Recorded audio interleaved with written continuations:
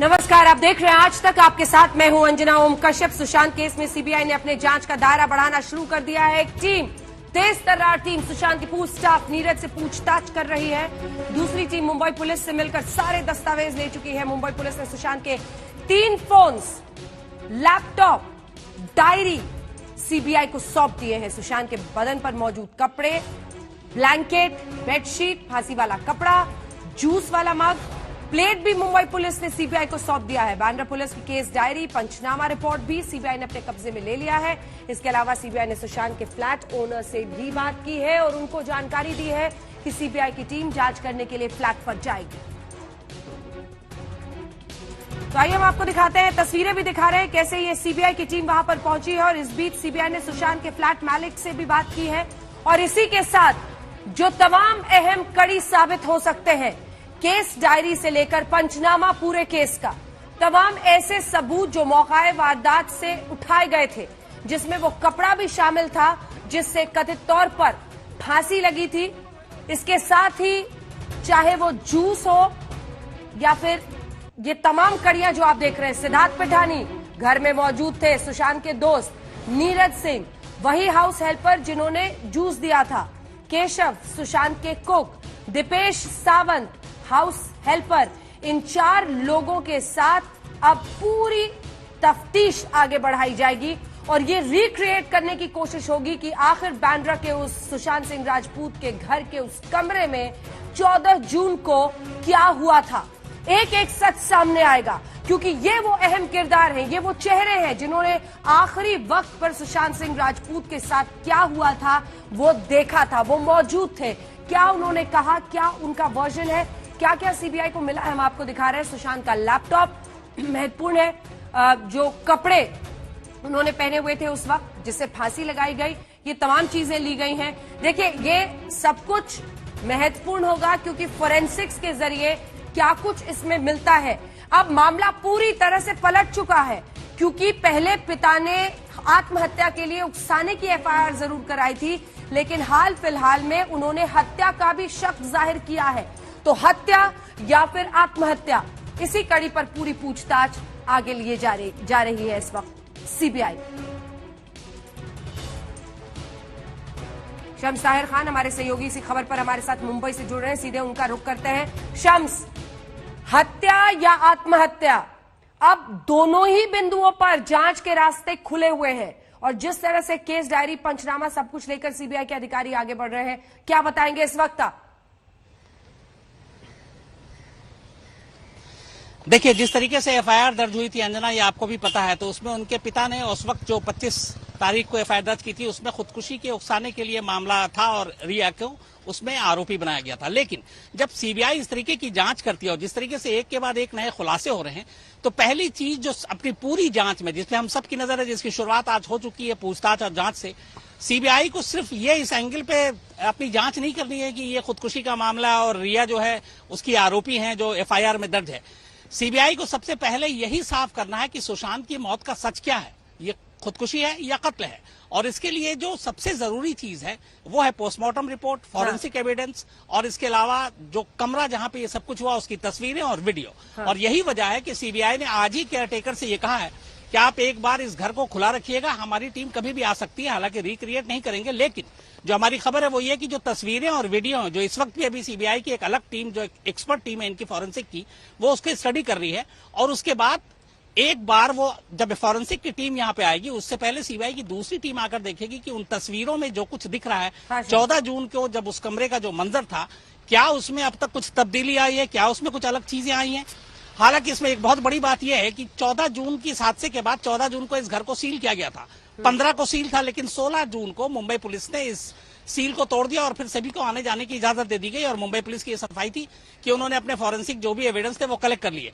लेकिन जिस चीज की मामले की जांच चल रही हो, ऐसे में किसी घर को इस तरह से 24-48 घंटे के अंदर छोड़ देना, ये मुंबई पुलिस पे एक सवाल खड़ा करता है। क्योंकि अब सीबीआई करीब 2 महीने बाद इसी घर में आ रही है, 2 महीने बाद उस कमरे से क्या मिलेगा, जाहिर सी बात है ये हम सबको पता है।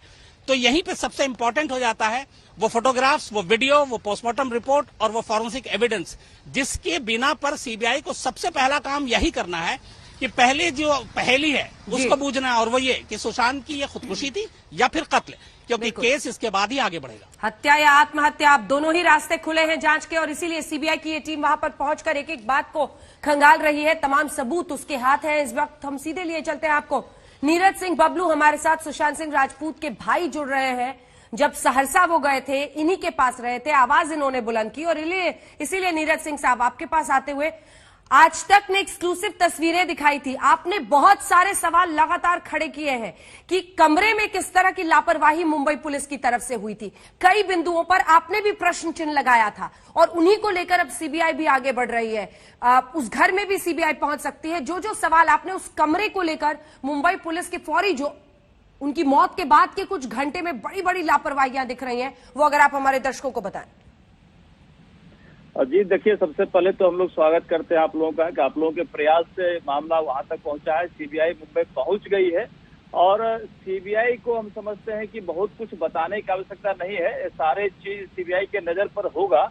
लेकिन कुछ सवाल है जिसको मुंबई पुलिस टच नहीं किया, जिन चीजों पर काम नहीं किया, वो हम लोग शुरू से बता रहे थे कि ना कमरे को सील किया गया, पोस्टमार्टम में कई तरह की बातें आती है कि सही से पोस्टमार्टम नहीं किया गया, और सबसे बड़ी बात है कि जो अब फांसी की बातें आ रही है, फंदे की बात आ रही है, हमने कहा कि वो फंदा है कहाँ, फांसी का फंदा आखिर कहाँ है, वो वीडियो कहाँ है, वो फोटोग्राफ कहाँ है जो फांसी पे लटका गया था। फांसी पे एक फोटो आ रहा है जो पंखे के ऊपर कपड़ा लटका हुआ है, तो पंखे के ऊपर जो कपड़ा है, ग्रीन सा कपड़ा, वो कौन सा कपड़ा, किसका दुपट्टा है, या कुर्ता है, या शर्ट है, या चादर है, ये कंफ्यूजन अभी तक बना हुआ है। या फांसी का फंदा, कैसे फांसी लगाया, ये तमाम चीज सवाल उठ रहे हैं। लाखों लोग इसका सवाल उठा रहे हैं कि इन चीजों पे जांच होनी चाहिए। कमरा को सील नहीं किया गया, पुलिस की लापरवाही, जो वहाँ स्टाफ है उन स्टाफों से किसी भी तरह का पूछताछ नहीं किया गया। तो सबसे पहले वहाँ के स्टाफ से पूछताछ करनी चाहिए, और सख्ती से पूछताछ करनी चाहिए। और जो लोग उनसे जुड़े हुए थे, कुछ दिन छोड़ के पहले गए, उसके बाद वाले, मतलब तमाम उनके सर्किल के लोगों को पूछताछ करनी चाहिए था। तो पुलिस की लापरवाही, जब बिहार पुलिस मुंबई में गई तो वो तमाम चीजें सामने आने लगी थी कि मुंबई पुलिस कुछ कर नहीं रही है, मुंबई पुलिस सिर्फ हवाबाजी कर रही थी। एक तरह से हम समझते हैं कि एविडेंस को खत्म करने का मौका दे रही थी। तो ये तमाम सवाल लोग उठा रहे थे, तो हम लोग भी ये तमाम सवाल उठा रहे थे कि ये क्या गलत हो रहा है। नीरज जी, आपको पता है पोस्टमार्टम रिपोर्ट ऐसी है जिसमें एक्सपेक्टेड टाइम ऑफ डेथ, यानी कितने घंटे पहले मौत हुई है, ये तक नहीं लिखा हुआ है। विकास सिंह के साहब के वकील कह रहे हैं, के सिंह साहब के, कि सिर्फ अस्फिक्सिएशन से डेथ लिखा है, यानी दम घुटने से मौत हुई है। दम तो अगर कोई किसी को तकिया के साथ भी अगर उसका दम घुट दे तो हो सकता है, किसी की मौत हो सकती है। कई पोस्टमार्टम रिपोर्ट ही अपने आप में कई सवाल खड़े करने के लिए काफी है। मिस्टर सिंह जी अंजना जी, हम लोग लगातार कह रहे हैं कि ये सस्पेक्टेड मर्डर है, और ये प्लांट मर्डर है, और इसमें हर जगह कहीं न कहीं इसको दबाने का, छुपाने का प्रयास किया गया है। चाहे वो हॉस्पिटल मैनेज करने की बात हो, उसके आवास से नजदीक कोई और हॉस्पिटल था, उसमें क्यों नहीं ले जाया गया, उसी हॉस्पिटल में क्यों ले जाया गया जहां हर जगह आत्महत्या दिखाया जाता है और उसको हत्या को आत्महत्या करार दिया जाता है। तो ये तमाम चीजें सस्पेक्टेड चीज है। हम समझते हैं कि सीबीआई को हर सस्पेक्टेड काम पे, चीजों पे जाने की आवश्यकता है, वहां उसको देखने की आवश्यकता है। और सबसे बड़ी बात है अंजना जी, सीबीआई देश की सबसे बड़ी जांच एजेंसी है, और पूरे देशवासियों को सीबीआई पर पूरा भरोसा है, 100% भरोसा है। और हम लोगों को पूरा विश्वास है कि सीबीआई हर चीजों को सामने लाएगी। जितने लोग उसमें इन्वॉल्व हैं, तमाम लोगों को पकड़ने का काम करेगी, और जो उसके दोषी हैं उसे सलाखों के पीछे भेजने का काम करेगी। इसमें कोई संदेह नहीं है, सीबीआई पर पूरा भरोसा है, और सीबीआई अच्छे से काम करेगी, ऐसा आशा और उम्मीद हम लोग को जगा हुआ है। ठीक है, आप बने रहिए हमारे साथ। एक बार जल्दी से चलते हैं, दिवेश हमारे साथ जुड़े हैं मुंबई से, वहां से भी। देखिए दिवेश, एक नहीं कई मकाम पर मुंबई पुलिस की खामियां सामने आई। ये कह रहे थे कि बिहार के डीजीपी खुलकर टीवी पर आ रहे हैं, इनसे सबको तकलीफ हो रही थी, लेकिन सवाल तो ये था कि आपने क्या किया साहब। सिद्धार्थ पिठानी मुंबई छोड़कर दूसरी जगह पर, ये तमाम ऐसे किरदार थे जो उस वक्त मौजूद थे, जिन्होंने सबसे पहले सुशांत की मौत के बाद देखा था। लेकिन जिस तरह से मुंबई पुलिस जांच ले जा रही थी, उसको लेकर कई सवाल है। फोरेंसिक्स के लिए मोबाइल देने में देरी हुई, ये जो ऐसे लूपहोल्स थे बड़े बड़े, उसके बारे में बताएं हमारे दर्शकों को। अंजना जी, बहुत सारे सवाल उठाए जा रहे हैं मुंबई पुलिस की इन्वेस्टिगेशन पर। तो सबसे पहले मोबाइल की बात जब उठाई गई थी कि मोबाइल को फोरेंसिक लैब में देरी से क्यों भेजा गया, हमने पुलिस से संपर्क किया, उनसे जानने की कोशिश की कि ऐसा क्यों हुआ कि मोबाइल को एफएसएल में एनालिसिस के लिए देरी से भेजा गया। तो इस पर मुंबई पुलिस का ये कहना था कि मोबाइल को जैसे ही मोबाइल उनके पास आया, उन सारे मोबाइल फोन्स को महाराष्ट्र साइबर लैब, जो कि एक हाईली इक्विप्ड लैब है महाराष्ट्र गवर्नमेंट की, वहां पर उन्हें भेजा गया और उसके बाद वहां पर उसके एनालिसिस को उसको एनालाइज किया गया। उसके जैसे ही हमारे कब्जे में आया का क्या मतलब है? से जो एनालिसिस सर एक सेकंड दिवेश, इसका क्या मतलब है? जैसे ही हमारे कब्जे में आया, मुंबई पुलिस वहां मौका वारदात पर गई थी, जो वहां मोबाइल फोन्स थे सुशांत सिंह राजपूत के, वो तो वहीं पर रहे होंगे ना। ये तो पुलिस का काम था कि इन तमाम चीजों को खंगाले। आजकल क्राइम के इन्वेस्टिगेशन में सबसे पहले तो मोबाइल ही, वो इलेक्ट्रॉनिक ट्रेसिंग जो होती है ऐसे किसी भी घटना में, मोबाइल सबसे महत्वपूर्ण चीज माने जाने लगी है। कब आया इनके कब्जे में और कहां से मिला था?